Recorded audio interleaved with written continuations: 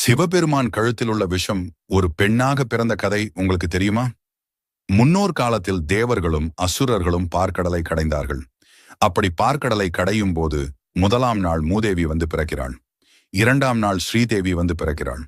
அப்படி 10 நாட்கள் பார்க்கடலை கடைகிறார்கள். 10ஆம் நாள் கடையும் பொழுது பார்க்கடலை கடைய உதவிய வாசுகி பாம்பின் விஷம் வந்து பிறந்தது.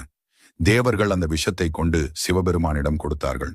சிவபெருமானும் வேறு வழியின்றி அந்த விஷத்தினை வாங்கி சாப்பிட்டார். அதை பார்த்து கொண்டிருந்த பார்வதி சிவபெருமானின் உடம்பில் விஷம் இறங்காமல் இருக்க அவரின் கழுத்தை பிடித்துக் கொண்டாள். பின்பு அந்த விஷத்தை வெளியே எடுக்க முயன்றபோது அந்த விஷமானது சிவபெருமானின் உச்சியின் வழியாக ஒரு பெண்ணாக வெளிவந்து பிறந்தது. அந்த பெண்ணானவள் சிவபெருமானை அடிபணிந்து, உங்கள் உச்சியின் வழியாக நான் பிறந்ததால் எனக்கு நீங்களே பெயர் சூட்டுங்கள் என்றாள்.